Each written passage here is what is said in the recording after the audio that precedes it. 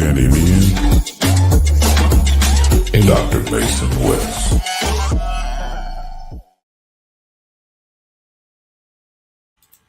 Welcome into this spooky episode of Bare Bones. I am Mason West, and soon Danny will be joining. He's got some fatherly duties. He's doing trunk or treating with the youngin'. So we figured I would just get some of the chart review training room stuff out of the way, and he will pop in when he wraps up with those festivities. Super fun. So getting right into it I'm repping my Gryffindor robes. Shout out to all the individuals who swung by the clinic today who were doing some early trick-or-treating-y things. Halloween's like a week-long event now. It's crazy. Wore this to the clinic. It was fun. Good times. Anyway, chart review. So this is basically just some notes from the week, some storylines that we're paying attention to. One of the biggest ones for the Bears in particular, they signed Chauncey Gardner-Johnson to their active roster after his visit a couple days ago, per his agents Kevin Connor and Robert Brown of @UNI Sports Management. Gardner-Johnson now reunites with Bears DC Dennis Allen, who coached him with the New Orleans Saints. Gardner-Johnson also spent some time with Ben Johnson when Ben Johnson was in Detroit, so a lot of connections there. But the Bears head coach Ben Johnson had this to say regarding CJ. He's a competitive player, felt that during training camp that year I was with him in Detroit. He also said that CJ Gardner-Johnson will lock in at the slot corner position, and they'll try to get him up to speed on Dennis Allen's defense ASAP. So reinforcements coming in with Kyler Gordon on IR. That we'll not talk about this now. So that doesn't necessarily mean, because I've seen this floating around, that it's known for sure that Kyler Gordon's stint on the IR is either going to be a long-term one, if not, a year-long one. Really what it's saying is we know that we need help right now, that what we have on this team right now would not have be enough to support and the Bears specifically. This is a perfect matchup, with T. Higgins and Jamar Chase coming to town. And ultimately at a minimum, right, there's 4 weeks. And also when it comes to soft tissue issues, that they're a little unpredictable. I've had that myself when I'm working with a client. Things are going great. We're expecting them to return to sport literally the next week. And then all of a sudden, they come in after the weekend and they say, man, I just feel terrible. And it's extended a week or two. So soft tissue stuff is not, it's obviously there's a science to it, but there's a little bit of unpredictability to it as well. So ultimately you want to have that taken under control. And you want to have other potential plans for that. So Gardner-Johnson is great there. He can play slot corner. He can give you some safety when everyone's back and healthy. I mean, it's just going to make you more multiple. Bengals QB Joe Flacco is dealing with the AC joint sprain in his throwing shoulder, and his status is up in the air for Sunday. Flacco left the loss to the Jets, then came back late. Coach Zach Taylor called him day-to-day. Jake Browning, who was not having a very good year before they traded for Joe Flacco, is the backup. I'll dive more into the AC stuff and Joe Flacco stuff in a little bit when we get to the training room roundup. Just a couple other bits that happened this last week. Bengals released defensive tackle Mike Pennell, and so he was signed with the Bengals practice squad in early September this year, and then following his release from the Chiefs, he was later promoted to the active roster in mid-September. Played in 8 games this season, 15 combined tackles and 0 sacks. So he's a big defensive tackle, space heater. He's not supposed to be a pass rush guy. It's interesting that the Bengals, who do not have a good defense, would decide to move on from someone who wasn't crushing it, but also wasn't the problem either. And actually, Pennell was re-signed to the Kansas City Chiefs earlier this week as well. Last bit here. Ben Johnson said this about Jamar Chase. Talk about a problem. I don't know you can slow him down. Chase has 42 starts with 28 catches for 252 yards and 1 touchdown in his previous 2 games. 42 snaps, 28 catches, 252 yards, 1 touchdown. I can't talk today. In his previous 2 games. So everyone knows Jamar Chase's problem. This isn't a new thing. It's probably the biggest thing you're circling going into this game that you're worried about if you're a Bears fan is how do you control Jamar Chase? And then if you can control Jamar Chase, you have T. Higgins sitting there who could be a wide receiver 1 for certain teams. All right. Training room roundup. A couple things to talk about here. So Shamar Turner out with an ACL tear. It's a bummer. He was, as Ben Johnson specifically highlighted when he talked about Shamar, a big reason why that Bears running game has improved. His tenacity, his energy definitely showed up in that run defense. He basically had transitioned to playing a lot of defensive end for the Bears, not as much D tackle as he was drafted at. So that's unfortunate. And I've talked about this a lot when it comes to ACL tears. At 1 year post-op, you're probably around 80-ish% recovered. 2 years is really where you're hitting the 100% mark.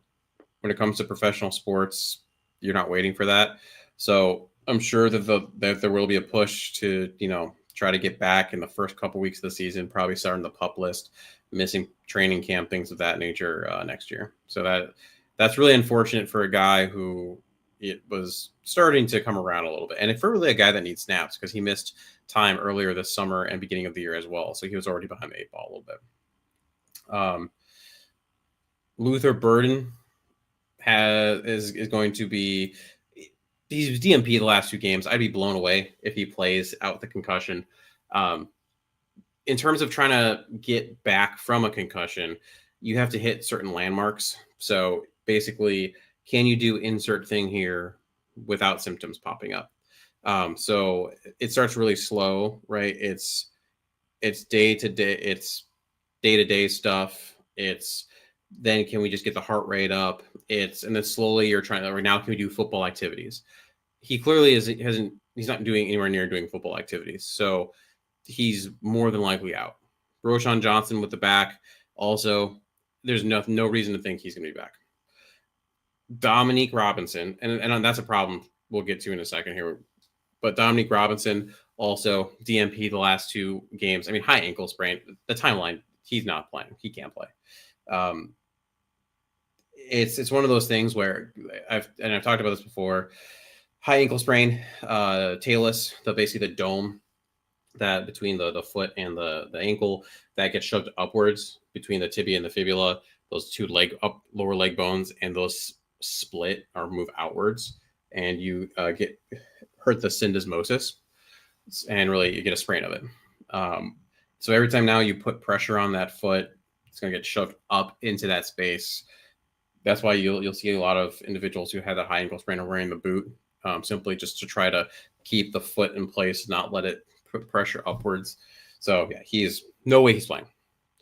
DeAndre Swift, DMP with groin. This is why the Roshan thing is tough, because you saw last week, right? DeAndre played, but for the last couple of weeks, he's been battling this groin issue. You saw last week in particular that there was a period where he came out and it was all of Kyle Monangai, a little bit of DJ Moore too, but it was tough sledding. DeAndre Swift got back in there, but he didn't have necessarily that explosiveness that you're used to him seeing with him. Like when he does get a little bit more open space and usually can turn on the afterburners and get some of those longer runs, he couldn't do that last game. Is there a chance that they're just really trying to manage the stress going into that groins, and he'll be probably, questionable into testing it before the game? Maybe. There's also a really good chance that he's just not playing. I mean, the Bears training staff, the Bears coaches have clearly been looking eyes forward a bit. They're not worried about, hey, we have to have this guy this game, so let's force it. They've had guys out longer than you would expect for certain things, or think that they could be out. So this one's tough. I mean, if it was like a joint thing, I could give a more clear answer. But because it's a soft tissue issue that has been bugging him the last couple of weeks, it just might be the situation where the time has come where he needs to miss. And needs to let that thing heal. So the Friday report will be the most. If he DNPs on Friday, he's not playing, or I would highly expect him not to play. With him still probably potentially testing it out before the game.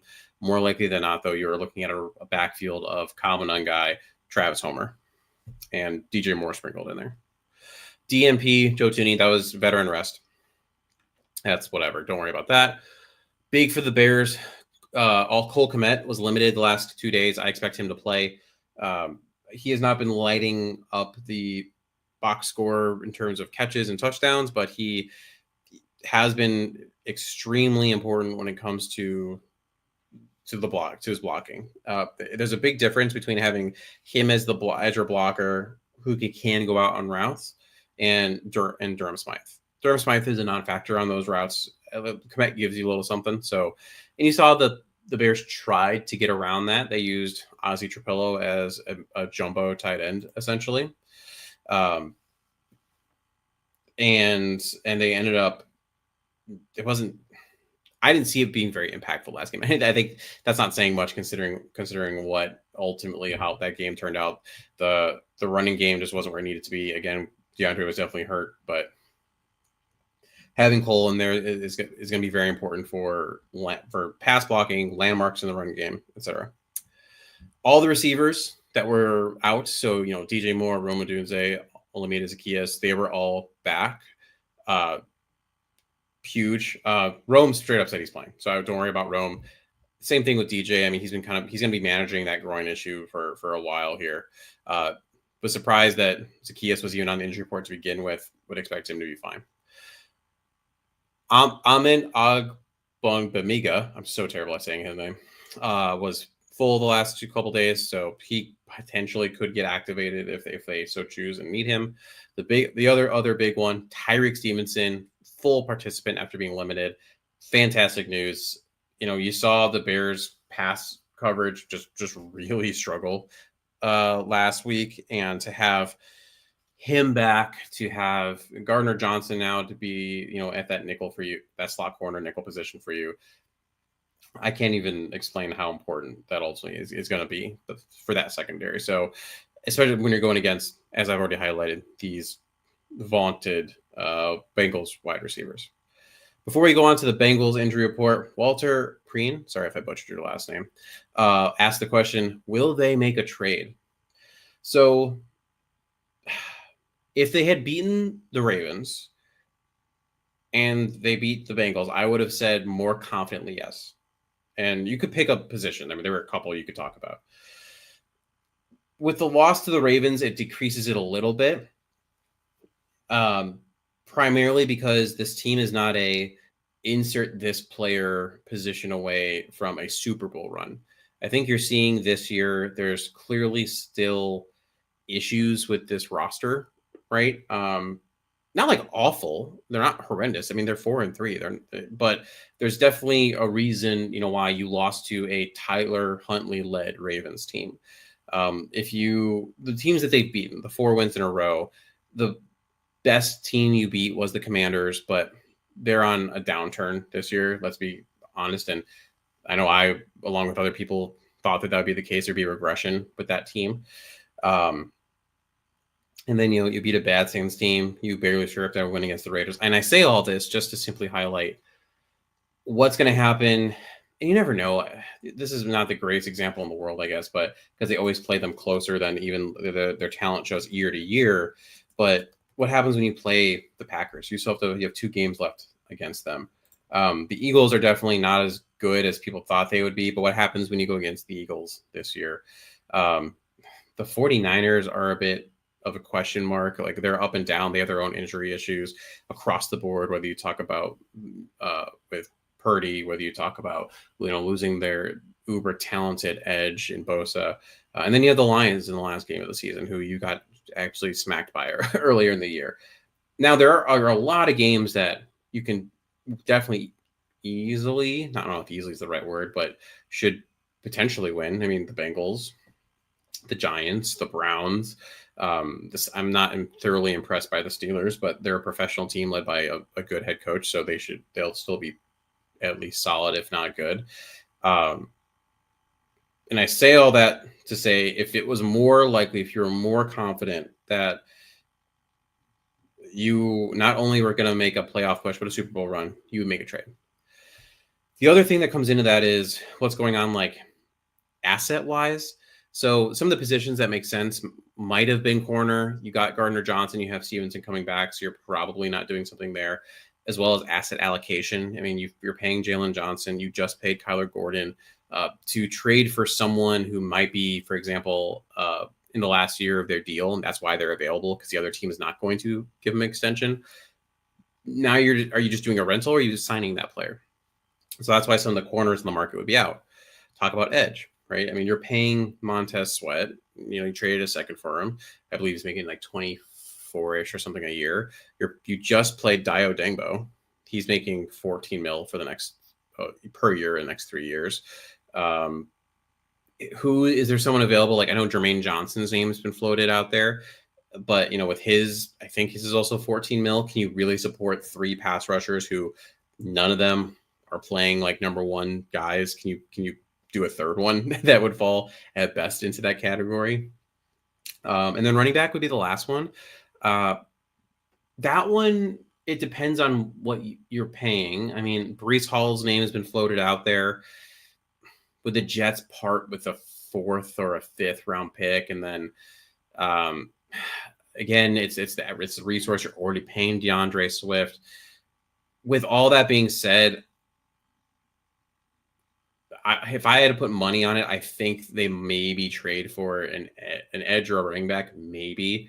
But I set that at like 40%, just because of all those reasons I listed. I know that was kind of a long, one-winded answer for that, but there's just a lot of layers between not having enough blue or like top tier talent on this roster, combined with where you're already paying people and what you've already traded away asset wise. Thanks, Walter, for the question. Appreciate it.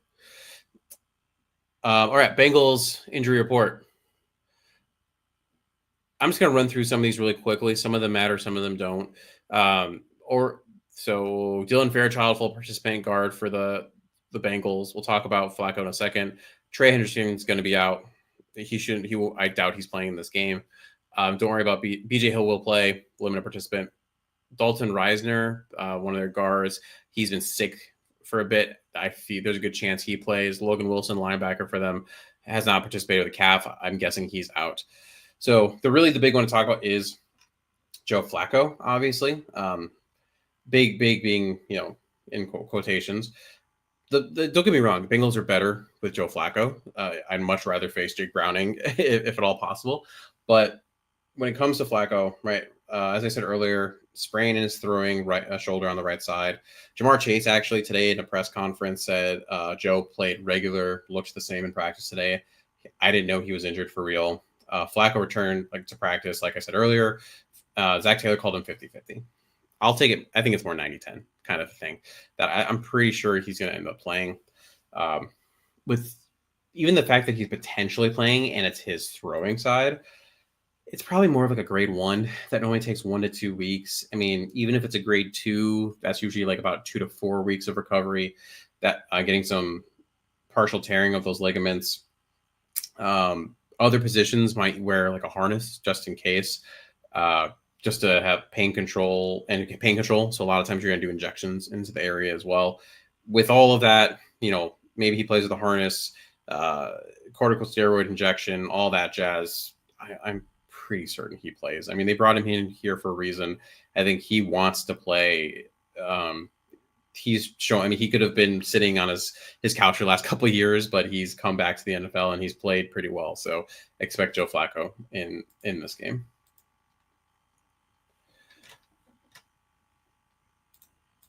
All right, we are going to pop into a quick break, and we come back. We're going to start to get into some of the categories for this game.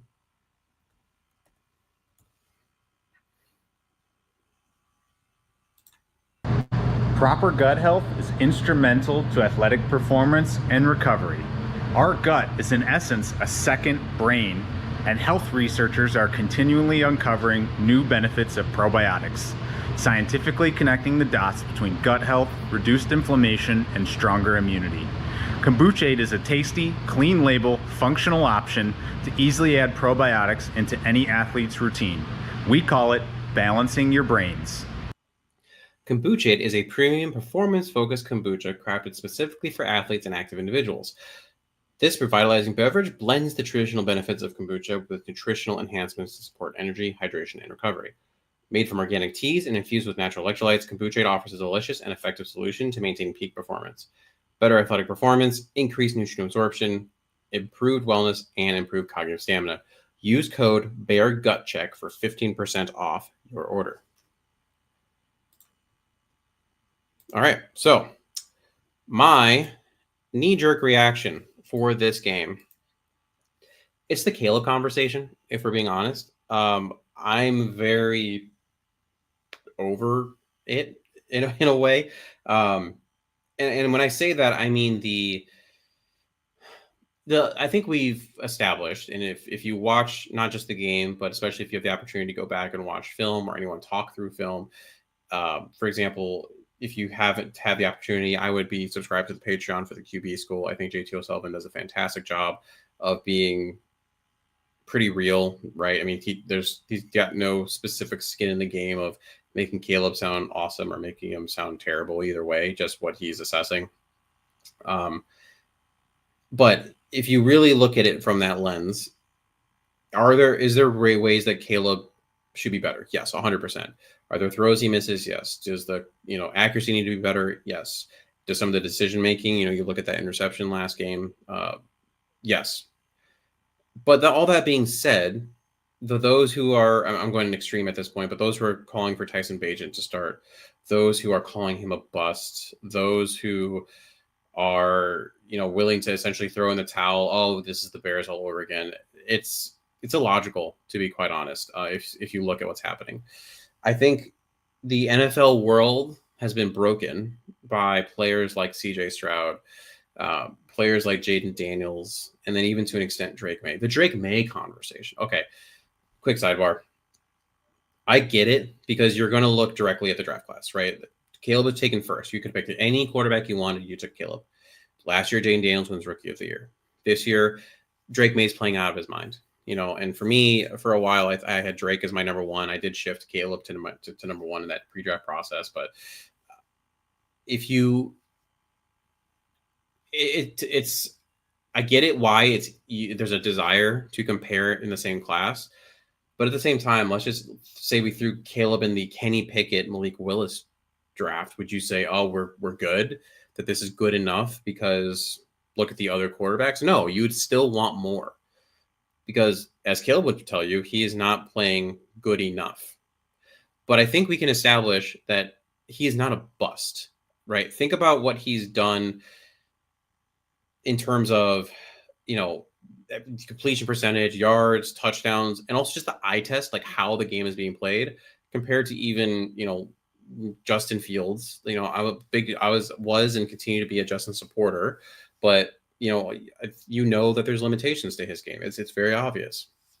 I think the Mitch Trubisky one's interesting. I'm not going to dive into all that, but I think even if you compare to Mitch, now I think when it's interesting is you look at Caleb and you compare him to, as everyone wants to do to an extent, because it's probably the lowest hanging fruit would be to Jared Goff, right? Ben Johnson's here, so let's compare the two quarterbacks he's worked with most closely.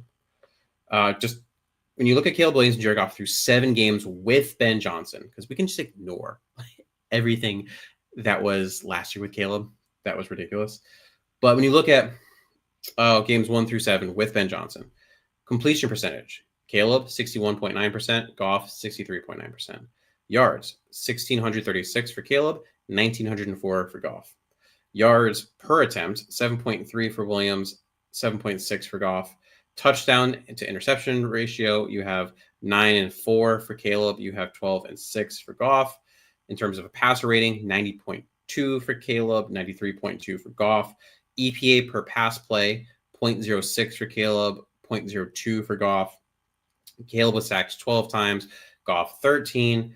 Time to throw, 3.05 for Caleb, and then 2.64 for Goff.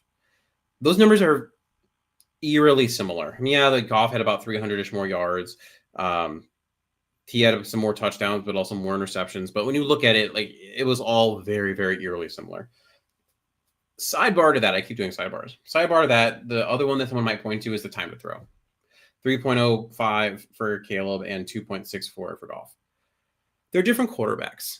They just are. Are there times that Caleb scrambles when he shouldn't? Yes. But are there also times Caleb scrambles to throw the ball and to give his team a chance when there's either immediate pressure or the play breaks down, or even, again, sometimes if he's not? Yes, absolutely. So to compare those two numbers is just silly. Jared Goff is more statuesque in the pocket than Caleb. Can he scramble? Yes. Goff occasionally scrambles, but not to the extent that Caleb does, especially again with the idea that Caleb is scrambling to throw compared to scrambling to scramble like a Justin Fields or a Jaden Daniels does. Now, the caveat to that, in games 8 through 17, Jared Goff improved substantially, right? There was a launch point at some point. So he went up to 66% completion percentage, 2,500 yards passing, touchdown, 17 touchdowns to 1 interception, pass rating of 103.8. His EPA per pass play went up to 0.25, only sacked 10 times. So all of those numbers improved as time went on. Now, I'm not saying, hey, let's circle game 8 and this is when Caleb's going to take off. But what I'm saying is sometimes you need patience, right? Wait, talk to me in week 7, week 8 of next year and see what's going on. And that's why I've talked about before. I want to, when I look at this, any player progression, any team progression or regression, I like to break into quarters, right? How did quarter 1 look at quarter 2 compared to quarter 3, quarter 4? Currently, the peaks aren't where they want you to, where you would want them, but like comparing like even last week to what week 1 looked like for Caleb, I'll take that compared to week 1. That is progress. And Ben Johnson has echoed that. Sometimes you have to take what head coaches, any coach says with a grain of salt, but I mean, I think Ben's shot pretty straight. I don't think he sugarcoats many things. The injury stuff sometimes he does, but when he talks about players and he talks about criticism of the guys in that locker room, you can take what he says straight up. At least that's what it's been so far. So again, my knee-jerk reaction is the Caleb conversation. It's silly. It's way too early. Have some patience. Let's circle back at the end of the season and see where we're at. To be perfectly honest, something brutally honest, according to Kevin Fishbane, at KFishbane, since the win over the Cowboys, the Bears have scored touchdowns on only 5 of 16 red zone possessions. They're 4 for 8 when it's goal to go in those 4 games. I don't know about anyone that's watching or listening to this, but when the Bears get into the red zone, like I get heart palpitations. And I say that because of that exact reason. If they're going to score, it usually is outside of the red zone.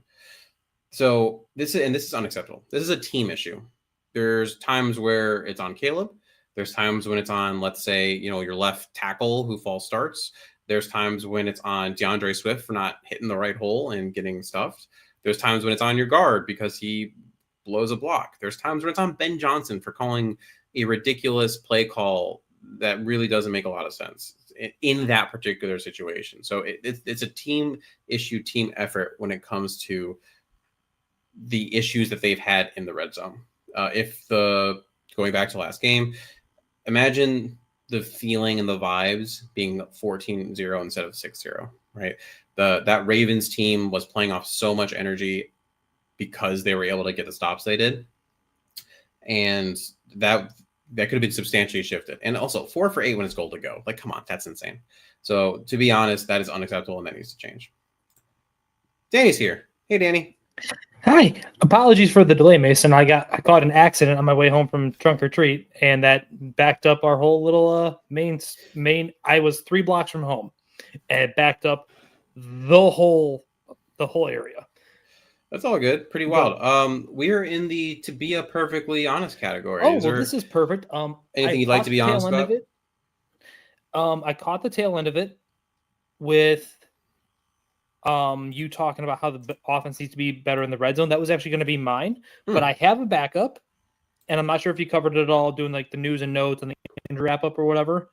But the one thing I would say, I need more out of the young offensive talent, to be perfectly honest. I need to see more from Colson Loveland. I know that Luther Burden's in concussion protocol, and we need to see him this weekend in order for that to be a thing. But I just need more from 2 top 40 picks, I believe, being spent on offensive skill positions to be contributing in the offense itself. No, absolutely 100%. I mean, previously I ended up deleting it, but back in I think it was going to be in to be perfectly honest, I changed it. So I'm glad I did to an extent. I mean, I highlighted how many targets and catches Colson Loveland had just last game with Cole Kmet not even playing. And you compare that to what you're seeing with how directly, and I don't want to, I'm not comparing them because there's a lot of reasons you shouldn't, but just in terms of how directly Tyler Warren is schemed for. You look back with Sam Laporta his rookie year, how often specifically he was schemed for. And that doesn't seem like what Ben was doing with Colson. But you could even go to a later round rookie this year in Harold Fannin with the Browns. Yeah. He's getting a lot of work. And I know that Njoku's been hurt, but regardless, like your top 10 tight ends should probably be getting a little more work. And I don't know if this is a Ben thing or if it's a Luther thing or what it is. Olamide's a nice player. You and I have been on record, even going back to last year for offseason recaps, of wanting Olamide Zaccheaus on this team. He's getting the targets too much. I'm not sure if this is a Ben thing because he trusts him and he's a veteran that he seems to pick up and grasp the playbook or what it might be. I need to see less of Olamide and more of Luther Burden. Yeah, I appreciate Zaccheaus when it's 3rd and 4 and he runs that 6-yard curl route right in the middle of the field. Lovely. Move the sticks. Let's move on. But it's almost like in Madden and you're just spamming the same play and hoping it works out. But it's just not the case of the drops, it feels like. There's a couple drops, a couple times him and Caleb haven't been on the same page where Caleb expects him to continue his route into a different part of the space, but Zaccheaus settles it down more, stuff like that. Now, I will say, out of the interest of having nuance to the conversation, I guess, going back through even college, Caleb has not historically or traditionally targeted tight ends. So maybe there are schemed looks or reads in the progression where the tight end is supposed to be the second or third read, and it's just not something Caleb is comfortable doing. But I would agree, but there's a lot of times where Colson is just running routes as in the slot though too. Right. So I don't know what it is. I'm just trying to answer. Bring nuance to the conversation. That's I just don't. I don't. I wish I did, but it's very confusing. Mm-hmm. I agree.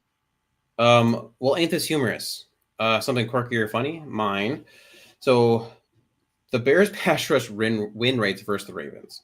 Grady Jarrett was at 18.8%. Montez was 15.8%. Billings 8.3%. And then you had Dexter, Shamar Turner, Dio Dengbo, Daniel Hardy, Jonathan Ford, all at 0%. That's part of the funniness. The other part I have is that even with how terrible the Bears pass rush has been this year, they actually do still have a chance against what is a very average, if not bad, Bengals offensive line. The Bengals ranked 17th in sacks allowed this season with 19 sacks given up, first being fewest sacks allowed. And this puts them slightly below the league average of 18 sacks allowed per team. And then you also add in, according to Next Gen Stats, that Joe Flacco has a time to throw this year of 2.72. That's the 12th fastest among QBs with a minimum of 68 pass attempts. So one of the reasons that Joe has been performing better than Browning is because he gets the ball out faster, and that doesn't necessarily bode well for the Bears pass rush, which is sadly funny. Mine is actually kind of in the same vein. Joe Flacco, in 175 or so attempts this year, has not thrown an interception. Jeez. Joe, historically, specifically the last 3 years, when he's been this, hey, we need a representative NFL quarterback, pull him off his couch, let's have him play, typically gives the ball away because he doesn't get sacked anymore, probably because being nearly 40, I think he's 38 or 39, getting hit hurts. Getting hit hurts when you're young. I'm assuming it hurts more as you get older. So my thought is, if you can generate any sort of pressure on him, looking at you specifically, Montez Sweat, with your $25 million salary, he kind of wants to give you the ball. And it hasn't happened to this point. Now, is it meaning that it's going to happen? No, but he is not going to make sacks the way a Joe Burrow was. he's not going to take sacks the way Jake Browning would, where they both are going to be a little more pertinent or tend towards, rather, bad wording on my end, taking a sack. Joe Flacco does not want to take a sack. And I find it funny that for a guy that is really in trouble, when he's in trouble is only targeting Jamar Chase, which I don't begrudge him. Why wouldn't you, kind of thing? Like, you've got the arguable best receiver on the planet. He's out there somewhere, kind of thing.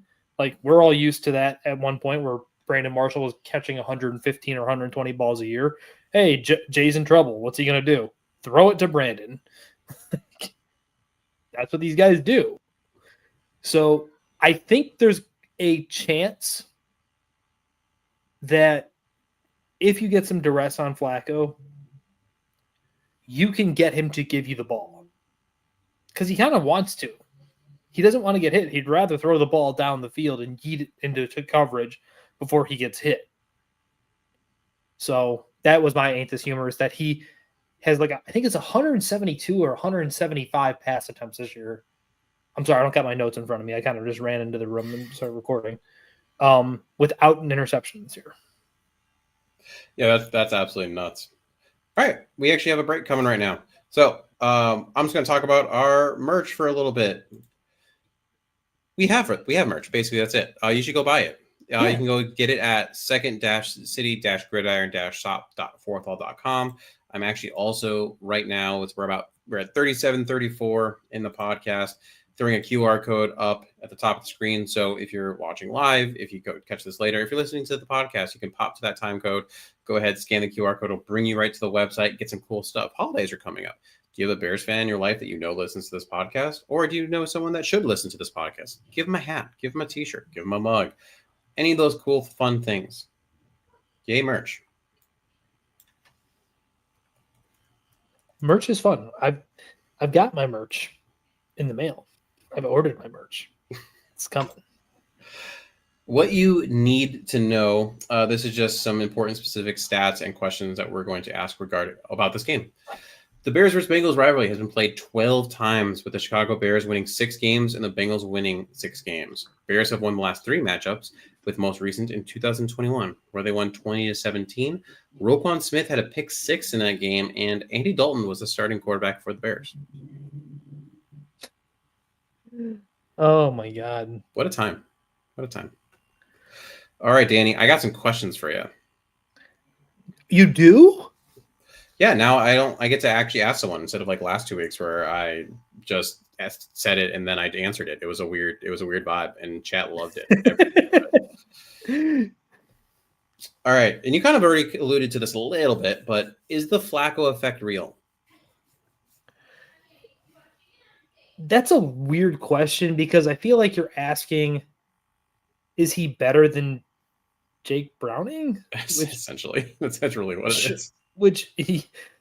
Yes, obviously, but he's a representative NFL starting quarterback. I feel like, he's seen it all. He can do what you need him to do. He can read a defense. He's going to get the ball out in time. He's going to operate in rhythm. Do I think he's particularly good? No. But it's better than sucking out loud the way Jake Browning did. When you have a team that the Bengals have, in terms of, paying Jamar and T. Higgins, you have Joe Burrow, who's obviously still out. You did that extension for Hendricks and all that. When you have the teams that you do, you couldn't just punt this year and just say, all right, well, we'll just see you in 2026. You had to actually make a solid effort to be a real football team, and this was their attempt. Yeah, they're trying. It's not working very well, but they're trying. And that's, I think, partially because even if the Browns aren't going to say it, I have to imagine Andrew Berry and Kevin Stefanski are feeling some heat to win football games. I mean, at some point they have to. I mean, for a while I've been. Oh no, I'm sorry, Zach Taylor, right? Zach Taylor. Yeah, Zach Taylor. Zach Taylor. I said Joe. Don't listen to me. Duke Tobin, Zach Taylor, not the other Ohio team. There's gonna be a Zach Taylor thing in a little bit. Hold your horses. Before that, though, what is DJ Moore's role on this team? What do you I do don't here? know. I don't know. Like, I wish I had an answer, but the answer almost feels like trade him, doesn't it? He doesn't seem to want to be here. Caleb and him have not been on the same page. Like, this almost feels like, and you know me, Mason, I make a lot of basketball, football crossover references in this show. Mhm. DJ Moore feels a lot like Zach LaVine, where DJ would much rather be on a toiling, middling, if not bad team, getting his numbers, than he would be like sacrificing his numbers for the greater good a little bit and being on a team that wants to compete. Very talented. Like, I think when DJ is right, you're pressed to find 10 to 12 guys better than him in football at the wide receiver position. But I feel like he needs to be in a very specific headspace to be right. Like, it almost feels like he doesn't want to. I don't want to say he doesn't want to be here, but he feels like he couldn't be bothered almost. It also just Like, sucks the timing of when all this happened, because it goes back to last year. I said at the beginning of the year, and I know I got a lot of flack for it, but I was like, I feel like DJ Moore is mentally just checked out, not in it. would you say you got a lot of flacco for it? Yes, no, but and then you saw that the rest of the year, it just wasn't good, and it came on the heels of him getting a really big payday. Now, I didn't think DJ was that guy, but at the same time, the last 2 years have been a bit of a problem when it comes to attitude and when it comes to effort. And Ben Johnson is the kind of guy where he will, if you're good, he will get you the ball. I mean, look at what they did with Jameson Williams last year. That dude is similar-ish to the kind of routes and stuff that DJ might run. That's in the game plan, right? But that's just, they're not being schemed for him. And he's the glorified clear out guy right now. He gets a couple of handoffs, he gets a couple of screens, and then that's it. But I don't know what to do with him, because if you trade him at this point, what are you settling for, a fourth just to get him off your books? With the contract and with the production he's had, like, probably, unfortunately. I mean, or do you call, like, I mean, obviously I don't think you or I think DeAndre Swift is here past this year with you being able to get off his money. Do you call Carolina and be like, hey, do you want him back for Bryce Young, and we'll take Chuba Hubbard off your hands? Like, I don't know what the answer is.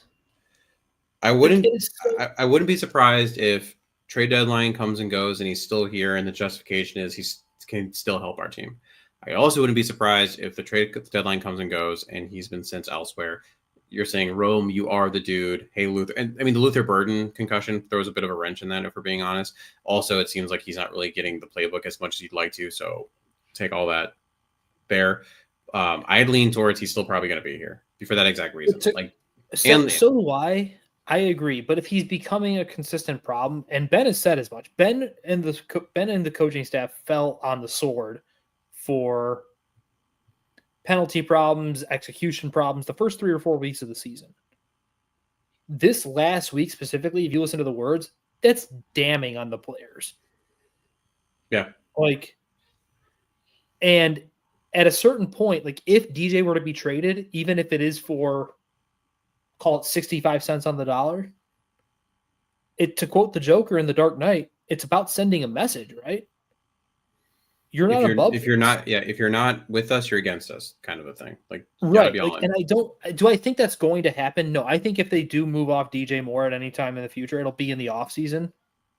But do I see a world where it could happen for DJ Moore? Yeah. For, I don't know, Braxton Jones, perhaps? Like, just, like, there's ways that I could see guys who might not be in their right headspace since the coaching change kind of thing. And I just wonder about it, you know? No, very valid. Yeah, be careful talking bad about DJ Moore on Bears Twitter, though, because if you say that, heaven forbid, he's not wide receiver one, you get attacked. People are upset because Rome has dropped some balls, and they swear DJ would have caught those balls. Okay, Rome needs to be better. Point blank, period. Especially at the here we thing go, that made right him. There. That's crazy. DJ's the best wide receiver we have. Did we just miss all the nuance of the conversation? Apparently, I just said he's one of the top 10 to 12 wide receivers in football. He's right. he's just But he's not not right. It's just not right. Whatever. Let's move on. Question: is Zach Taylor a good head coach? No. Zach Taylor was given a Maserati and just said, "Please don't crash this." I said the second they won the Super Bowl in a text message to you, does Joe Burrow go to Duke Tobin and say, "Fire Zach Taylor"? Because Zach Taylor sucks at this. And even Zach Taylor has been on record when discussing the offense. It's not his offense. It's a collaboration, like a true collaboration between him, quarterback coach, offensive coordinator, like that. It is a melting pot of ideas. It's not like here where it's you Ben need to Johnson's know offense. about his scheme is his underling, who was with him for years in Cincinnati, got the head coaching job in Tennessee and got flatly fired a year and a half in. I know there was a regime change above him, but I said at the time, even I think on this show when we were covering off-season stuff leading into his season, hiring Brian Callahan away from a shitty head coach was a shitty hire at the time. Like, stop hiring bad coaches from bad coaches. It doesn't go well for you. How do I know that? Because the Bears have done it for years. The Bears like to do that. Last question, just because I feel like we both need a little victory lap on this. Shamar Stewart, who we both were the biggest fans of going into the draft, has played 4 This was my other idea for to be perfectly honest. He's played 4 games and has 3 tackles. That is it. So my original question was a lot nicer, but I guess what I'll say now is, have you seen anything to change your assessment of him, or is he, as we both thought, just not a good football player? Okay. So let's recap the whole, some of my draft profile on him when we talked about some of these players. The idea of Shamar Stewart is awesome. The actual on-field product of Shamar Stewart is a nothing. He didn't do anything really in college. You can cite pressures. You can cite how he collapsed the pocket. You can cite the 6'5", 280, running a 4.6, whatever the hell it was. All that doesn't mean anything if you aren't good at football. At a certain point, good football players are good football players. Athleticism or not be damned. This was my whole issue with him before. I felt like the whole time, and I'm not spiking the ball saying he's never going to develop. He still might. But at this moment in time, I feel like I'm Billy Bean in Moneyball. If he's a good football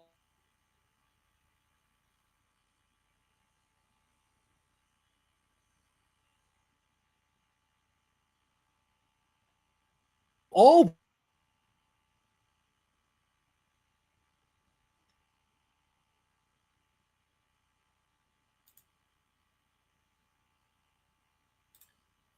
It's going to pull Danny down here just because I think his connection's a little wonky. But to fill in that spot where he left off, I think where his internet kind of seems like it cut out, was that Billy Bean in Moneyball. If he's good at football, why isn't he good at football? Right. And you're seeing that across the league. All these guys who there might have been question marks at because of, oh, here he's back. Question marks at because of athleticism, but they're just good at playing football. They're heady guys, right? You can say Will Campbell with his length deficits. Does it matter? As of right now, it's not mattering. He's able to overcome that with his recoverability. Cam Scadaboo does not blow you out of the water when it comes to his athletic profile, but because of how he runs and how he plays the game and all that, I mean, he was having a very good rookie season until unfortunately he got hurt. As I had said to someone we were talking about him a couple weeks ago, I feel like he was going to be here for a good time and a long time. I thought it would honestly be probably because of a head injury, not because of an ankle one. And hopefully, the speedy recovery, that one's going to be a rough one for him, but hopefully he comes back, strong. But yes, being fast, being bendy, being able to turn a corner, fast feet, all that stuff, it's all good. But if you can't apply it on the field, then it's erroneous. All right, when we get Danny back in here, we're going to roll into our love it, hate it, rehabilitate it. This is the section where we're going to talk about something, a matchup or specific dynamic that we love for the Bears, one that we hate for the Bears, and the one if we were the coach, we would focus on fixing for this week. Danny, what's your love? Love. I do love what playing against this defense could potentially entail for a Caleb Williams game where he potentially has a get right game. Sounds really bad, but like a get right game because it's kind of like I was explaining. I think I even put it on the timeline. Caleb Williams isn't the problem right now in the ways that Mitch could have been or Justin could be at times, but he's not the solution either. He's kind of just there. It feels like he's almost in a sense of managing the game. And at times you'll see him do like the cool thing that made him Caleb Williams, and the pass will be like batted down or dropped by Roma Dunze kind of thing. Yeah. But largely it feels like he's trying so hard to not do the wrong thing that he's forcing himself into a box to almost like make himself like he's trying to be something he's not. He feels like he's playing tight because, like you're saying, he's trying to fit this specific profile. Right. And it's not just playing tight. He feels like he's uncomfortable. Like just like nothing feels like it's Caleb Williams yet. Now that has to get better. He's had accuracy issues. He's had issues with drops or passes getting batted down at the line. I think that's all correctable. Yeah, I would agree with that. But I really need him to have a game where he looks like the number one pick and looks like the transcendent talent and not just a guy running the offense with a splash play here or there mixed in that might not come to fruition. He needs a game, flatly put, to where he looks like Drake May this year carrying an offense. Like, because right now, like, quarterback development isn't linear, nothing like that. But it looks a certain kind of way when Jaden Daniels has the year he has last year, and Drake May is doing something that only like a handful of quarterbacks in NFL history have done with his week last week of like, what was it, 4 or 5 consecutive weeks with 100+ rating and like 70+ completion percentage, whatever the number was. He's got to start having these games where franchise quarterbacks do franchise things and they're not just running the system. Right now, Caleb has not been good enough. Like, and you can put it on a litany of issues, but he's got to be better. Even Ben's got to be better.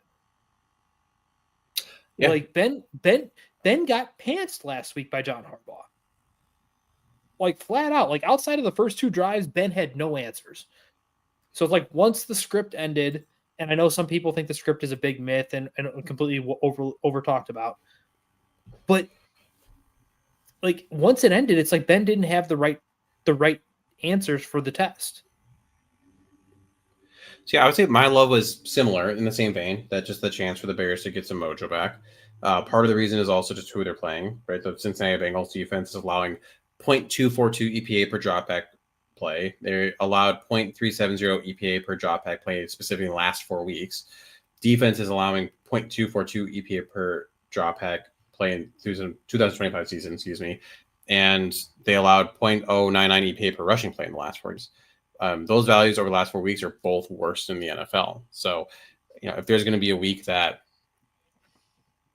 you just start to feel good and, kind of see through the numbers a little bit, and that can build on that for the next couple of games, you're hoping it's this one.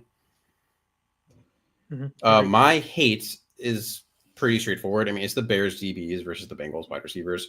Yes, you have Tyreek back, which is huge. I also wrote this before where we found out some of this. You made the trade for Gardner Johnson, which should be helpful. He is signing for Gardner Johnson because he is a functional football player that is better than what you had. But still, Jamar Chase scares me. I mean, didn't he have like 23 targets last week or the week before? Like, it's just stupid. That's such a dumb number to hear because it's not like he's the only weapon on that offense. But yeah, I think it was like 22 or 23, something like that. What's your hate? I actually had the same thing as you until I saw the injury report today where DeAndre Swift is still out in practice, which I know you probably covered before I was able to jump on. I hate it. Like, I don't. Manungai is fine, and I think he'll be a representative carrier of the football for a few years before his body and running style eventually take their toll. He'll become the slightly below average athlete will become even further below average, and he'll get too slow to roster kind of thing.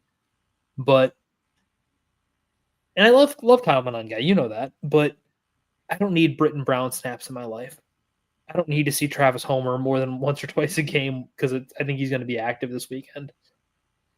Like, I really hate that the running game was looking a certain way with DeAndre Swift the 2 of the last 3 weeks up until the Ravens game. And now you're going to be talking about probably an outsized number of carries for Kyle Manungai and probably way too many for guys like Travis Homer and Britton Brown when he's activated.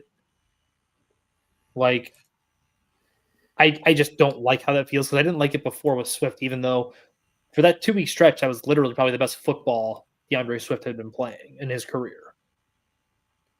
What about rehabilitate? What would you fix?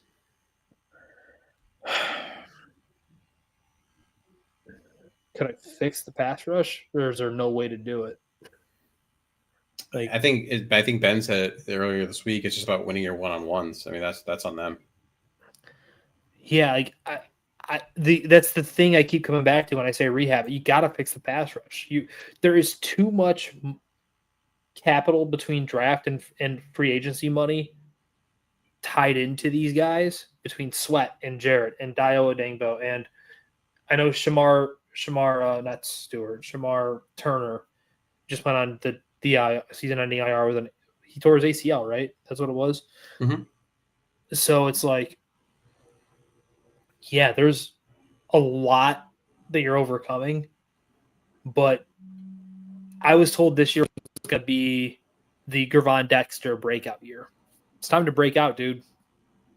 Like I've never been a Dexter truther or lover of the player. I think he's a fine rotational defensive tackle who can do a pop play here or there. But I was sold something that was going to be in the realm of Jalen Carter coming into this year, according to the Twitter timeline. And I was called a hater because that I said flatly that just will not happen. He's not good enough. And you're talking premium picks. You're talking free agency signings. They're not good enough. And I think I know Derek Klassen on the Athletic Football Show said everyone's a rung too high.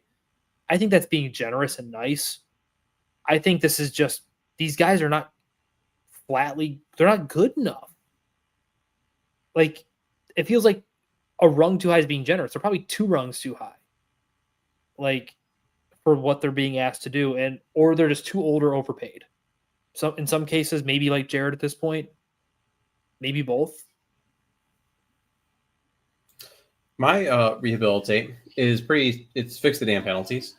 The Bears had 11 penalties in that last game, their 3rd game of the season with 10-plus penalties. They haven't had at least 3 games with double-digit penalties since 2019, and it's only week 8. Some of it's Caleb with the cadence causing false starts, but some of are just boneheaded issues. Nishan Wright with an illegal contact. Offensive line who should, moving on the snap. Defensive lineman lining up in the neutral zone. It's just stupid stuff. By the way, all that was from Kevin Fishman as well. Always with the good fun stats. So if you can stop shooting yourself in the damn foot, I mean, think how many touchdowns became field goals because of penalties. Think how many first downs became punts because of penalties. If you can get that down, that'll go a long way. X Factor for the Bengals. Mine, make it a shootout. They need to have this be a game that they score 32 points in. and you're just hoping that for them that you can outpace what the Bears can put up. My X factor for the Bengals is Jamar Chase. Similar vein as you. You said shootout. If it's going to be a shootout, guess who's going to have a lot of catches? It's going to be Jamar Chase. X factor for the Bears. Pressure, but you talked about pressure Flacco. You can't allow him to attack downfield. He's doing a lot more underneath stuff this year than he has in the past. It's not just bombs away by any means. And that's the thing, the beauty of Jamar Chase. I mean, he can do the deep ball, but also you can throw him a drag route. You can throw him a hitch, and that hitch can become a 60-yard touchdown. But you still have to get pressure on a very statuesque player that is Joe Flacco if you want to win this game.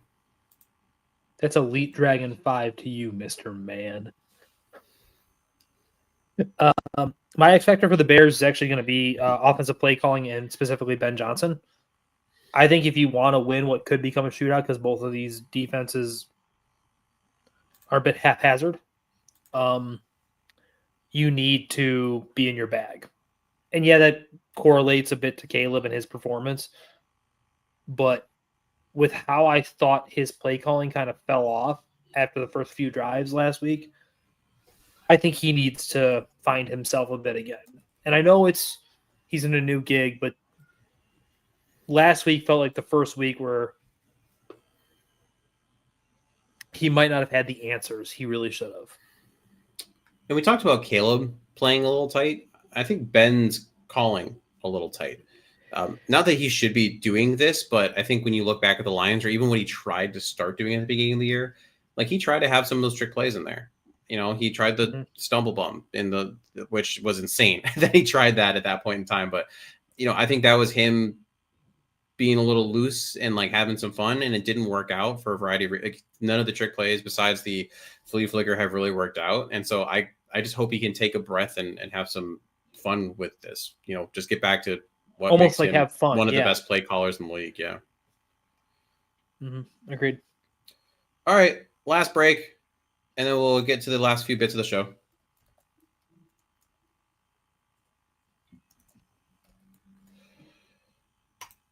Over-unders. Just a couple of random things, if we're being completely honest, that I like to throw at Danny. Just more conversation fodder more than anything. Caleb Williams completion percentage, over-under 65%. I'll say under because right now that's what we have. Like, he has not really reached a super, super high completion percentage to this point. I get a lot of it has been batted balls, drop balls, etc. But at a certain point, you are what the back of your football card says you are, right? He hasn't completed enough passes. Like, yeah, so he's currently at basically you gotta see it to believe it. 65.8%. So Yeah. over, because he'll be at 66. Ooh. Yeah, I know, right? Jamar Chase targets 18.5. Under. That's such a big number. I know he got 22 or whatever last week. My real That's number I such a wrote big- down. My real number was 13.5. that was a real number. Okay. I was like 18 and a half. That's absurd. So if you're gonna pick against 13.5, would you still say under? God, that's close. That's a close number. Feels like the Randy ratio when Jeremy Bates or whatever. No, Mike Tice. Mike Tice was calling plays for Cutler and Marshall. Like, Brandon's got to get the ball. Just got to keep throwing him the football. Just keep feeding. So Jamar is averaging 12.4 targets per game. Obviously, that average is a bit inflated because of that crazy 24 target game. But still, I mean, it's a lot. Bears sacks 13. 13. If you told me 13 and a half, I probably would have told you over. Just because Flacco likes to pepper him. Yeah. Bears sacks 2.5.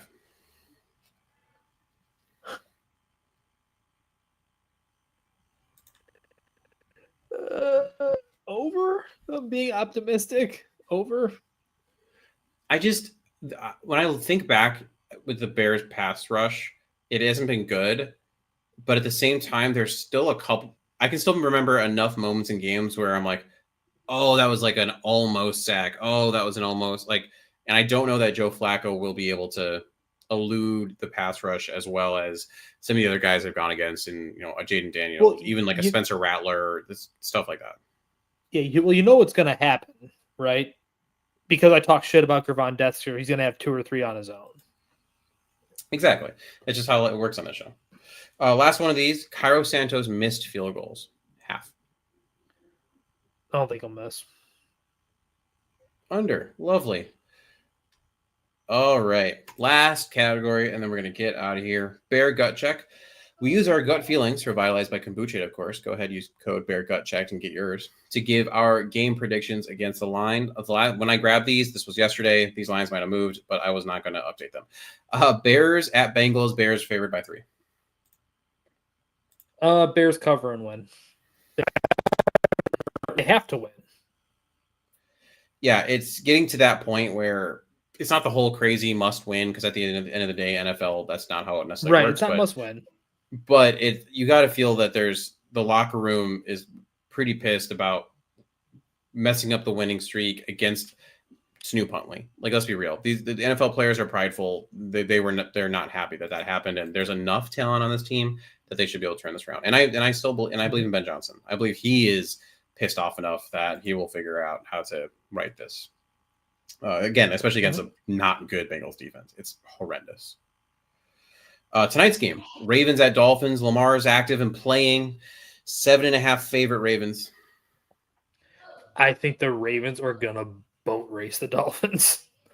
I think in so many ways, like we talk about the get right game, I think the Ravens kind of use the Bears for that thing. Like, Snoop Huntley beats your team. You get the guy who should be the reigning MVP and 3-time MVP coming back. And I just don't think that, I said it in our chat. I said it. This Ravens team is not as bad as that record indicates. No. They played the hardest schedule in the NFL to start the season, those first 6 games. They had injuries out the wazoo.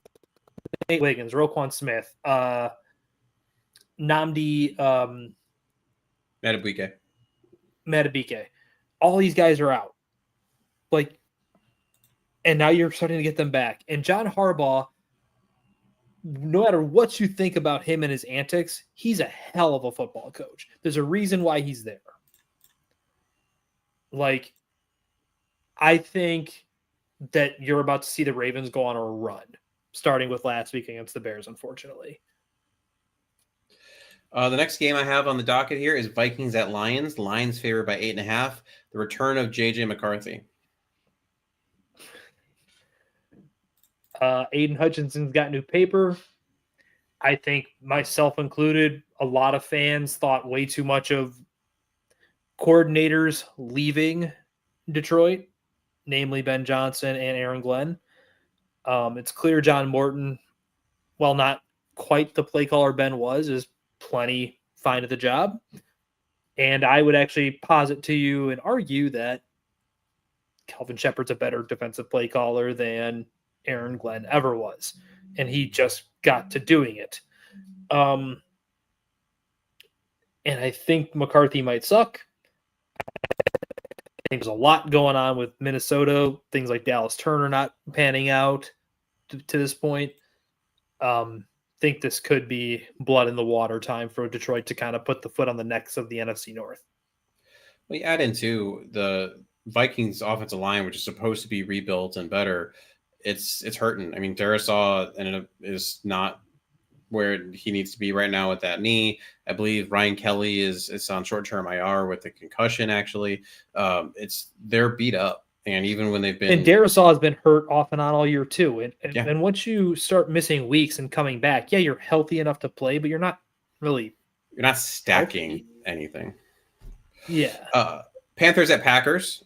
Surprise, surprise. Packers are favored by 13.5. Don't bet on that game. That's a weird line. But if you had to pick... I would pick the Packers to win, but I think Canales is a good enough coach. And I think the Panthers are talented enough where I think they'll cover.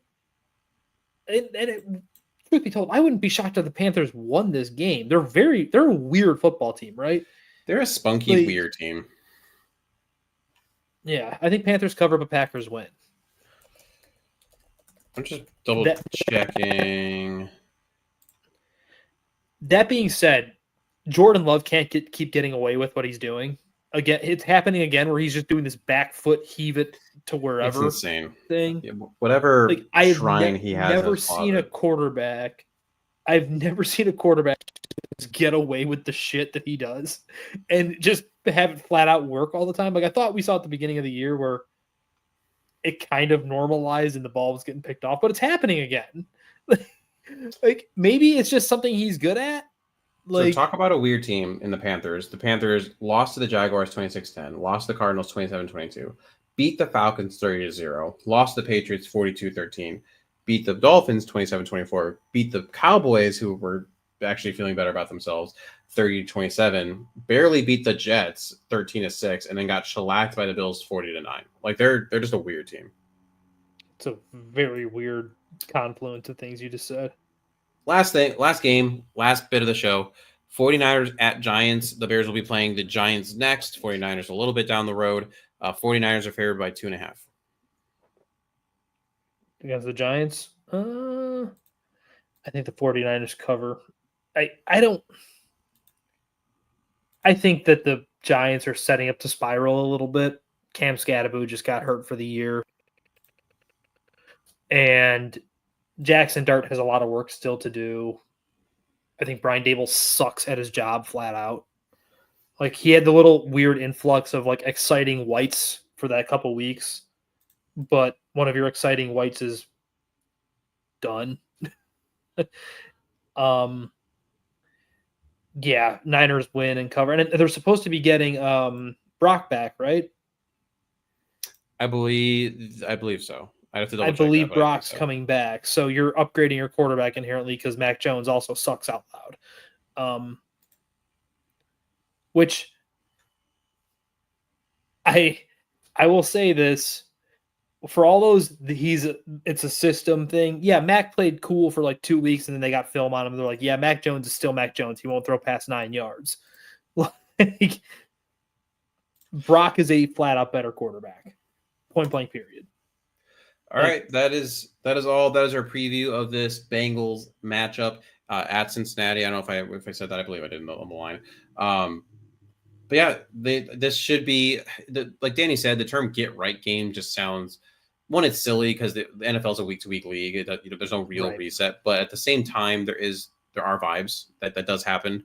That does go course through locker rooms. So if you could go out there and have someone in the chat had mentioned a Cowboys-esque game in terms of for the offense, the defense, it doesn't need to be amazing, but if you can contain Jamar Chase, T. Higgins, you're feeling a lot better. And the rest of the Bears schedule, I talked about this at the very beginning of the show. I mean, there are some winnable games on that schedule. So, it's as Danny has said a lot throughout this last couple of years of this show, the moral victories are whatever. You need to win games, and you can only win who's in front of you. We win this one. Yeah. Agreed. All right, everyone. That's our show. Bear down.